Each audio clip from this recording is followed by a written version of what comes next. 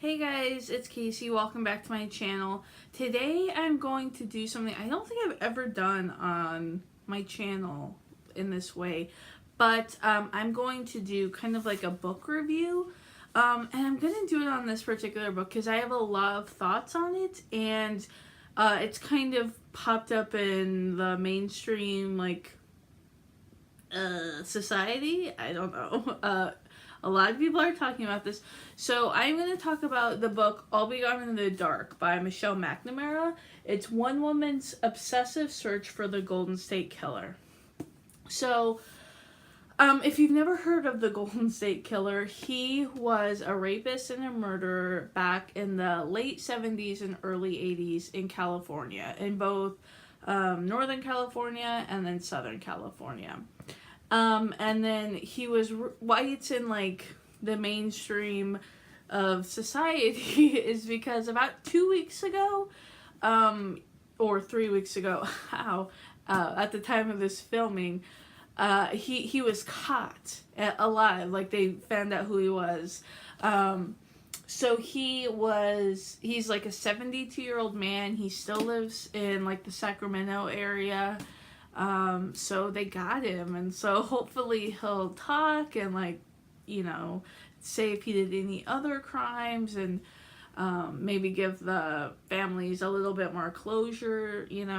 And then also, if you've never heard of Michelle McNamara, she had like a really, I don't know, really famous, but she had a popular true crime blog called True Crime Diaries. I had never actually looked at her blog because I've only, I would say within the last year and a half, gotten into true crime. And I only dabble my toes into it because I am kind of a baby, so I get scared pretty easily. But she was married to Patton Oswalt, who is an actor and a comedian. And she actually passed away in April of 2016 in the middle of writing this book.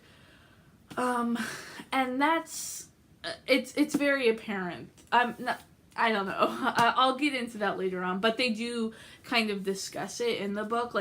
It's split into 3 parts, and the third part is written by her lead investigator and a journalist, but a crime journalist. I feel like there's a different way to describe him, but I'm not gonna look it up. So he was a crime journalist. So overall, I gave this book 4 stars. I think just to get it out in the open, if you are at all not into crime, or are very sensitive to that, I would definitely not read this book. Funnily enough, it took me a long time to get hands on the physical copy of this. So I think the Golden State Killer was captured, let's say, on a Tuesday. It was either Tuesday or Wednesday. And immediately I knew I wanted to read this. This book, by the way, came out in February of this year. And it was had a lot of hype around it even before the killer was caught. So I had wanted to read it, and then of course when he got captured, I really wanted to read it. But it was sold out on Amazon, the physical copy. It was sold out in my local bookstores.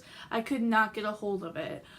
So finally I got it on Kindle, and that weekend, so this would be 2 weekends ago, I read 70 pages of it and got so scared that I actually returned it. I didn't even know you could return Kindle books, but you can, and I did it, and I did not feel bad about it. But then as I settled down, I started reading it at 7 o'clock at night, and so every noise in my house was freaking me out. But it was good, so I wanted to finish it. So I finally, when Amazon restocked it, I picked it up, and I read it this weekend during the daylight hours. I did not read it at night. So even I got scared. That was my whole point. Even I got scared of this book, but I'm also kind of a baby. But anyway, she by no means gets into the goriness of the rapes or murders, but it is very factual, and there is definitely I mean, it's about rape and murder. Like, there's stuff that's very uncomfortable to read, and there's also pictures in here, not obviously of like the crime scenes, but like of the victims, and then of like the police officers and some of the evidence that they talk heavily about it. So that was interesting too. The victims, like, obviously made me sad, but it was nice when they were talking about the police officers to kind of put a face to their name. So overall, like I said, I gave it a 4 stars. I think it's very well written. Her writing is good. Like, it's I just posted like a nonfiction guide for beginners, and in there I talk about how dramatic and colorful nonfiction writing, when it's done well, can be. It can be as good as fiction writing, and as like it can be just as atmospheric as, you know, a good fiction book. And I found her writing to be like that. The problem that I have with this book, and really I think 4 stars is like, that's me being nice about it, is the fact that it definitely struggles with the fact that she died in the middle of making this book. So I had also listened to, I think this is HarperCollins. Yeah, HarperCollins put this out, and when they put it out, they did like a 3-part podcast about it, where they talked to Patton Oswalt, and they talked to some like the 2 people that take over this book and everything. And they even made a point to say like how they wanted to respect her writing, and so what they did is they did not go back and like, you know, edit or change any of this book that she had already written. The only part that they touched at all was part 3. But I think that hurts this book. So what they did is they tried to supplement what she had already written with like past articles. So if they thought that she had maybe left a part out of this book, they would try and go find where she wrote about it in like past articles, because she before she wrote this book, she wrote an article for the LA Times that kind of like, it was about the Golden State Killer, obviously, and it kind of spurred, and she got the book launch or she got like a book deal and everything. So like, if there was something missing in this book, they went back to that article to see if they could put it in. But that, I understand why they wanted to, like, intellectually, I understand them wanting to respect her, but it hurts the book, because there are things in here that they even say, like, there's just one particular murder that they talk about, said like how interesting it was and how kind of convoluted that particular murder case was, but that she had never really written about it, so they didn't include it in here. And then they like reference another article for you to read by someone else. But like, I don't want to have to read like 17 articles to supplement this book. There were times too in here where because they used her past writing, especially that one article about the Golden State Killer, that it was like almost word for word of something that she had already written in this book. And it got to the point where I was like, did I already read this? And I'd be like, no, this is just like almost the exact same information said in the exact same way. Like, why do I need that twice? So I just think that their wanting to respect her ended up hurting this book. It made it less impactful. It made it less as a source about the Golden State Killer.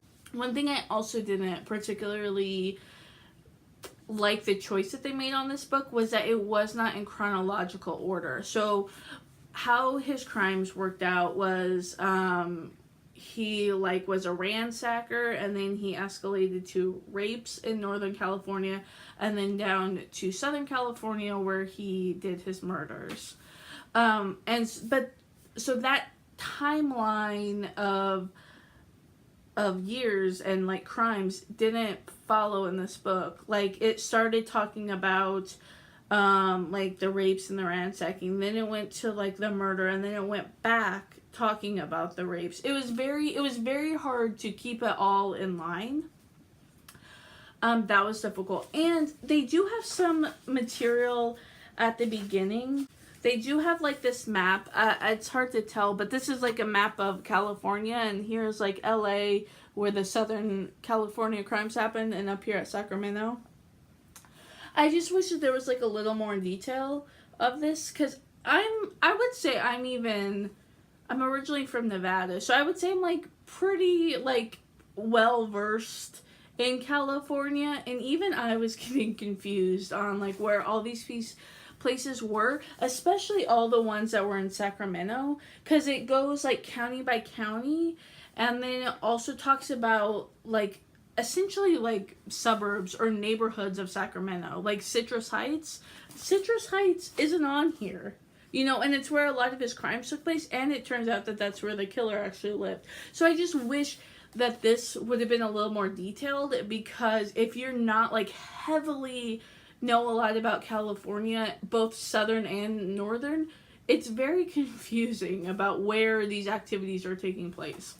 One other thing that I did not like about this book was at the very beginning, it was almost, I would say, a little bit like a memoir. Like, she goes back and she tells about this one particular case when she was growing up that got her into true crime. This one particular murder that happened in her neighborhood. And she even talks about, as an adult, going back and, like, as an adult, going to the crime scene of that one murder when she was a child and talking to her childhood friends about how that murder affected them and things. But then that's the end. That's the end that you hear about her autobiographical material. And so I find this subtitle of One Woman's Obsessive Search for the Golden State Killer to be a little bit misleading. I thought this book either needed to cut out that autobiographical material and just have it be a straight up book about the Golden State Killer, and go more in detail to his crimes and present it in a more logical manner, or they needed to add more of that, of her childhood, and I don't know, like her obsessive search. You know, there needed to be more detailed about why she was so upset. Not why, but like, show me that she was more obsessed. Don't just tell me that she was obsessed, like, show me.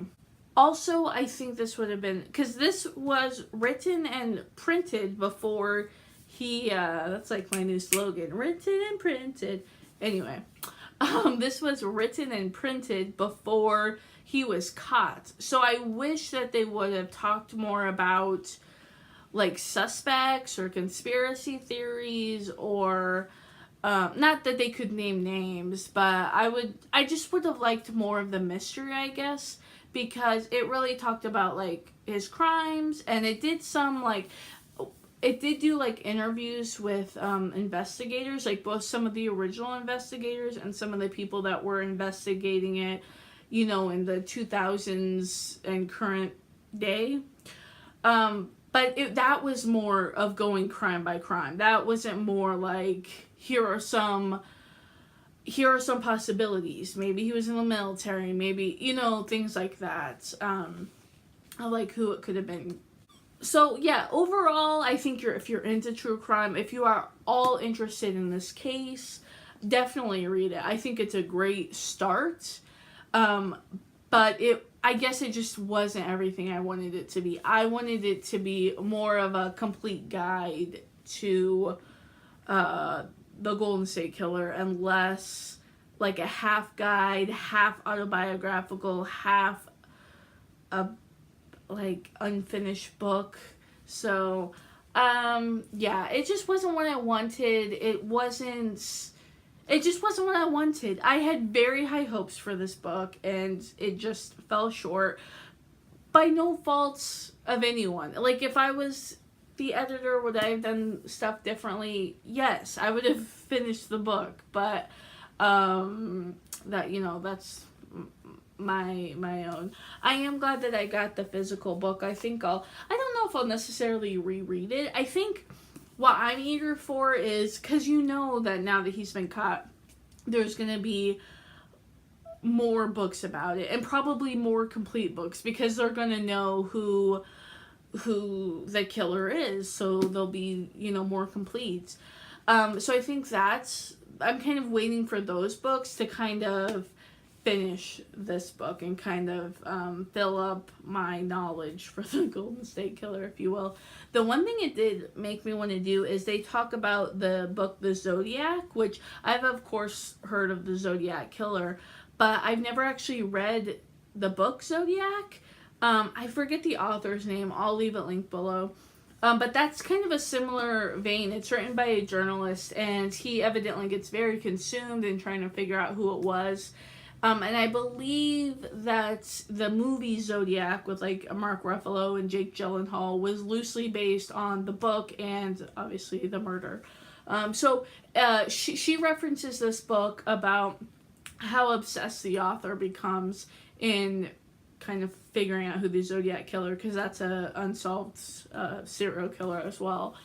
But so I am eager to read that book. I don't know exactly when I'll pick it up, but it at least put it on my radar. So those were my thoughts on I'll Be Gone in the Dark. If you've read this book, definitely comment below, because I want to know what you guys thought. Am I being too hard on it? Or did you kind of feel the same way I felt, like where it wasn't finished? And then if at all, if you're interested in this, if you haven't read this book, or I don't know, want to talk about the Golden State Killer, definitely comment below that too. Please subscribe, and I'll see you guys later.